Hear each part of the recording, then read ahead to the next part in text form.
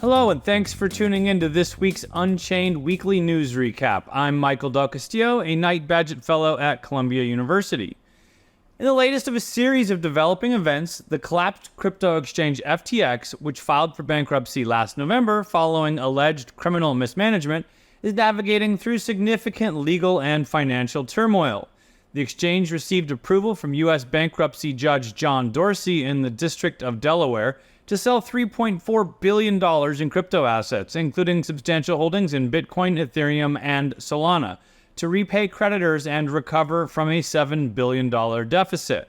In what appears to be a move to prevent spooking the market, the sale, managed by Galaxy Digital, plans to liquidate up to $100 million worth of tokens, a figure that could potentially increase to $200 million according to the plan.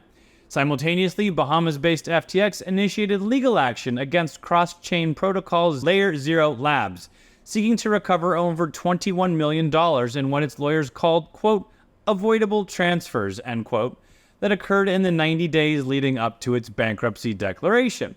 A lawsuit alleges fraudulent agreements and share transfers orchestrated between FTX subsidiary Alameda Research's then CEO Caroline Ellison and LayerZero. The exchange accuses LayerZero, its former chief operating officer Robert Leighton, and others from attempting to circumvent Chapter 11 regulations and transfer substantial amounts of various tokens from Alameda to LayerZero's control. Also this week, a court filing covered by The Block disclosed FTX's substantial marketing and sponsorship payments to notable figures and organizations, including none other than NBA Hall of Famer Shaquille O'Neal, Major League Baseball Hall of Famer David Ortiz, tennis star Naomi Osaka, and NFL quarterback Trevor Lawrence, among others.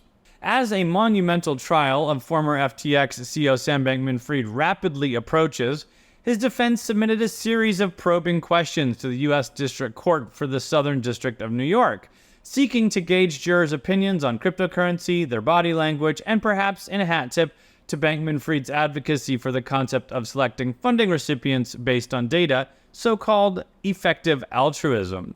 Meanwhile, Bankman-Fried's defense alleged inaccuracies in the Department of Justice's claims regarding their client's laptop access during his incarceration.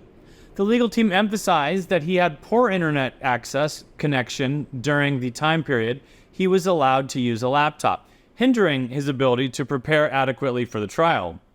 This comes amid accusations by the DOJ of witness tampering that have seen Bankman-Fried denied bail, with Judge Lewis Kaplan noting that the time pressure the defendant claims is, quote, largely of his own making, end quote. That's a particularly harsh stance, since Bankman-Fried faces myriad charges, including fraud, with potential imprisonment exceeding 100 years, and is slated to stand trial in less than a month on October 3. As for Bankman-Fried, his defense team accused the DOJ of attempting to obstruct a fair trial by seeking to exclude proposed expert witnesses. The U.S. Securities and Exchange Commission has clamped down on the Stoner Cats NFT project, promoted by notable figures including Mila Kunis and her famous husband Ashton Kutcher. The project, which raised $8 million through the sale of 10,000 NFTs to finance an animated series, has been charged with offering unregistered securities. Gerber Grewal, the director of the SEC's Division of Enforcement, emphasized that the economic reality of an offering, not its label, determines its classification as a security. Orchestrated by Stoner Cats 2 LLC, the project utilized a potent marketing strategy highlighting the creator's Hollywood credentials and potential high resale values. It worked, to put it mildly, with the collection selling out in just 35 minutes and accumulating over $20 million in secondary sales. Despite not admitting to any wrongdoing, SC2 has consented to a cease and desist order and agreed to pay a $1 million penalty, according to the SEC statement, which did not name the founders. Furthermore, the company pledged to establish a fund to reimburse impacted investors and to burn all Stoner Cat NFTs in its possession, according to the statement. Crypto lawyer Mike Selig wrote in a social media post, quote, "The SEC is looking for PFP offerings as akin to 2017 vintage ICOs. Same marketing mistakes can be deadly," end quote. This case marks yet another instance of the SEC's stringent oversight of celebrity-endorsed crypto ventures, such as the one backed by Kim Kardashian, who was fined $1 million for her role. Still, some are noting the irony that the SEC catches celebrities but misses the big blow-ups like FTX. Masari founder and my former boss at CoinDesk, Ryan Selkis, wrote on social media, quote, "Your tax dollars at work," end quote. Connecticut-based digital currency group, otherwise known as DCG, the parent company behind the beleaguered lender Genesis Global, has put forth a proposal that could see users of Tyler and Cameron Winklevoss's Gemini Earn program reclaiming between 95% and 110% of their assets.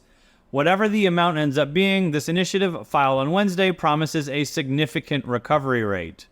The recovery strategy, however, hinges on the sale of 30 million shares of the Grayscale Bitcoin Trust, valued at approximately $670 million, pledged as collateral by Genesis to Gemini. Gemini previously said it would help make its users whole up to $100 million if they weren't paid out in their entirety. The proposal comes amid a backdrop of legal disputes and regulatory scrutiny, with both Genesis and Gemini facing accusations from the SEC of selling unregistered securities. Despite the ongoing challenges, this proposal, pending approval, does in fact offer a glimmer of hope to affected investors. In the latest developments surrounding the beleaguered Celsius network, former CEO Alex Mashinsky is embroiled in a series of legal battles. Following the freezing of his assets, including multiple bank accounts and a home, as ordered by the U.S. Department of Justice, Mashinsky is now fighting back against a lawsuit filed by the Federal Trade Commission. In a motion to dismiss the lawsuit filed on Tuesday, Mashinsky's legal team argued that the FTC has failed to substantiate any violations of laws or rules by him, emphasizing that the commission is not entitled to monetary relief. Interesting to see how that one plays out. This move comes after Mashinsky faced severe charges, including securities fraud and wire fraud, leading to his arrest in July. In related news, Roni Cohen-Pavone, Celsius's ex-chief revenue officer, pled guilty to several criminal offenses in the U.S., according to a report from Reuters. This verdict comes after accusations of engaging in fraudulent activities, including market manipulation and securities fraud, primarily concerning the inflation of Celsius crypto token prices. Cohen-Pavone, who reportedly profited immensely from his scheme, now faces up to 65 years in jail. Hong Kong cryptocurrency exchange CoinEx is believed to have been attacked by North Korean hacker group Lazarus, according to blockchain security researchers Slowmist and ZachXBT. Initial estimates suggested losses of around $27 million, with later evaluations increasing the estimate to over $55 million drained from the exchange's hot wallets. The Hong Kong-based exchange assured users that their assets are secure and promised full compensation for the affected parties. The exchange has temporarily halted deposits and withdrawals to ensure security measures, and it's actively investigating the incident, promising a detailed report soon. The controversial Milady NFT collection, simultaneously known for its popular anime picture profiles and for its creator resigning after admitting to racist writings, encountered yet another setback this week. After co-creator Charlotte Fang confirmed in May that she pseudonymously wrote racist articles and resigned from her leadership position, she resurfaced on Monday, claiming on social media that an attacker had seized control of social media accounts associated with the project, including Milady Maker and Remillionaire. In the social media post, Fang claimed an unnamed developer within the Milady ecosystem had orchestrated a scheme diverting about $1 million in fees from the Remilia Corporation, the supposedly decentralized autonomous organization, or DAO, behind the Milady Maker project. This exploit primarily impacted the revenue generated from Bonkler, an experimental finance art project initiated in April 2023, according to Fang, who added that, quote, only Remilia's revenue from Bonkler was compromised, end quote. She further claimed that the main contract, NFTs, and Bonkler reserves were still secure, going on to vow to pursue the culprits, quote, with the heavy hand of the law, end quote. In a startling error, crypto service provider Paxos has been identified as the entity that mistakenly paid a staggering 19.89 Bitcoin, approximately $500,000 in transaction fees, to transfer a mere 0.008 Bitcoin, or about $200. The incident, which occurred on Sunday, set a new record for the highest transaction fee paid in a single Bitcoin transaction. A spokesperson from Paxos confirmed the mistake to the block, stating it was due to a bug in a single transfer, and sought to assure users that efforts are underway to recover funds from F2 Pool, the mining pool that processed the transaction. The spokesperson emphasized, quote, Paxos clients and end users have not been affected and all customer funds are safe, end quote. However, an F2 Pool co-founder has expressed annoyance and even regret about potentially agreeing to refund the amount, turning the matter over to a social media questionnaire, results to be determined as of the time of this recording. For those of you looking for a funny way to end your week, the founder of crypto exchange Thodex was sentenced to over 11,000 years in prison. Not that that's a laughing matter, but take a listen to what stand-up comedian Ginny Hogan has to say about the matter. Thodex was one of Turkey's largest crypto exchanges until it went offline in 2021, and its CEO, Faruk Fatih Özer, went missing. About a year later, he was arrested in Albania, meaning that Andrew Tate is no longer Albania's most recent celebrity stowaway. Truly, though, Albania feels like the wet version of Burning Man. After that, Özer was extradited to Turkey, where just this week he was sentenced to 11,000 years in prison. 11,000 is enormous. It's like the number of women SBF has slept with, times 11,000. He also faces a fine of $5 million, so I guess once he gets out of prison in 11,000 years, he's gonna have to get a job. Before this, Özer was already in jail for failure to submit his tax documents. I had no idea you could go to jail for that. In America, that just means you have to serve as an elected official. Two siblings have also been sentenced to jail, which I think is very good. This way his parents can never be like, ugh, why can't you be good like your older sister? In America, we also dole out tough punishments for our crypto fraudsters. SBF has been charged with a similarly tough sentence. No access to almond butter. And that's all. Thanks so much for joining us today.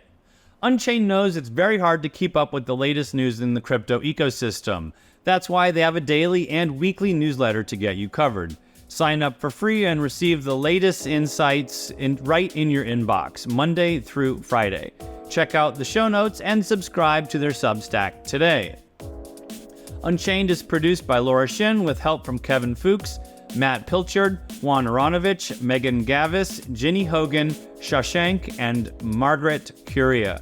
This weekly recap was written by Juan Aronovich and edited by myself, Michael Del Castillo. Thanks so much for listening. Looking forward to chatting with you next week. Unchained is now a part of the CoinDesk Podcast Network. For the latest in digital assets, check out Markets Daily, 7 days a week, with new host Noel Atchison. Follow the CoinDesk Podcast Network for some of the best shows in crypto.